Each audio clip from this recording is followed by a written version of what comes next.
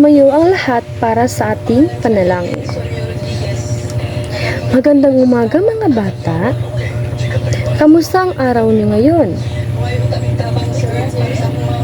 Bago kayo umupo, pakipulot muna ang mga piraso ng papel at plastik sa lalim ng inyong upuan at ayusin ang mga ito ng maayos. May lumiban ba sa klase? Napakagaling! Mayroon kayong perpektong dalo ngayon. Ano nga ang aling tuntunin natin? Una, makinig sa guro. Pangalawa, itaas ang kamay kapag may tanong at sagot. Pangatlo, maging responsable sa sariling gamit. Pang-apat, maging tapat. Ano ang bangko? Tama, isang institusyon kung saan maaaring mag-impok, mag-withdraw at magdeposito ng pera. Ano naman ang pag-iimpok? Tama, pagtatabi o pag-iipon ng pera para magamit sa hinaharap. Ngayon, mayroon kayong sasagutin at hanapin at bilugan ang mga salita na may kinalaman sa kalusugan. Sa inyong palagay, ano ang inyong napansin sa mga nakabilog? Tama, ito ay nagbibigay serbisyong kalusugan. Bakit mahalaga sa atin ang kalusugan? Tama, para hindi tayo magkasakit. Saan ba tayo pupunta kapag tayo ay may sakit? Tama, doktor. Bago tayo magtungo sa ating tatalakayin, basahin muna natin ang ating layunin. Pagkatapos ng aralin, ang mga mag-aaral ay nasahang A. Nagbibigay kahulugan ang salitang serbisyo. B. Natutukoy ang mga kabuhayan sa serbisyong pangkalusugan. Ngayon, mayroon akong mga larawan dito at tatanungin ko kayo kung ano ito. Unang larawan. Ano ang larawan na ito? Tama, stethoscope. Ginagamit ng mga doktor upang dinig sa tibok ng puso at paghinga ng pasyente. Ikalawang larawan, ano naman ang larawan na ito? Tama, thermometer.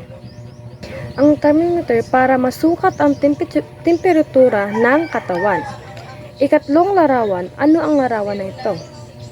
Tama, wheelchair. Para sa paglipat ng mga pasyente na may limitadong kakayahang maglakad. Ikaapat na larawan, ano ang larawan na ito?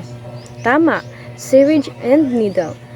Ay isang medikal na aparato na ginagamit upang mag-inject o mag-withdraw ng likido mula sa katawan.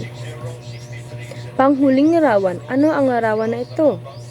Tama, X-ray machine. Ay ginagamit upang makita ang loob ng katawan gamit ang X-ray radiation. Ano ang tawag sa mga kagamitan na makita sa larawan? Tama. Sino ang gumagamit nito? Tama. Ang tawag sa kanila ay serbisyong pangkalusugan. So, alam niyo na ba ano ang serbisyong pangkalusugan? Ito ay isang halagang sektor na nagbibigay ng iba't ibang uri ng serbisyo upang mapanatili at mapabuti ang kalusugan ng mga tao. Narito ang mga halimbawa ng panserbisyo na kabuhayan ng sektor na pangkalusugan. Una, doktor.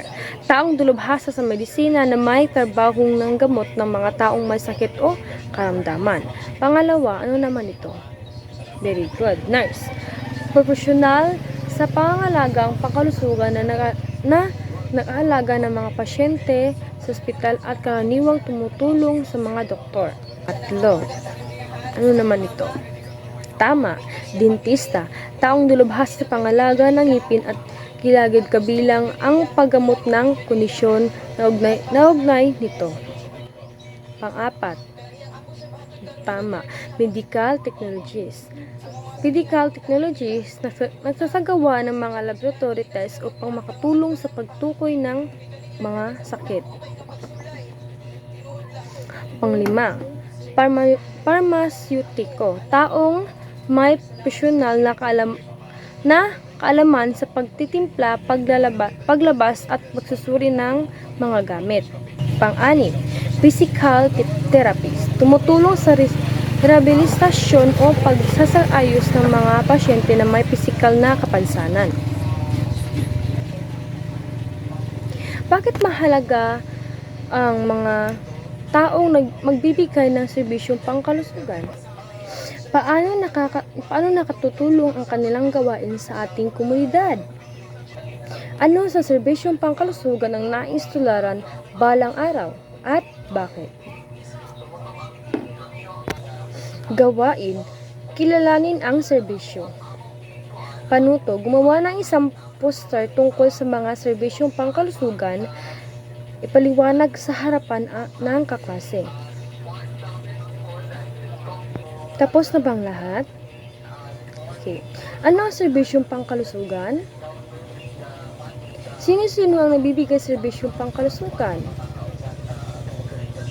Tama. Mayroon kayong sasagutan. Tapos na ba ang lahat? Mayroon kayong assignment. Sasagutan nyo ito sa inyong bahay.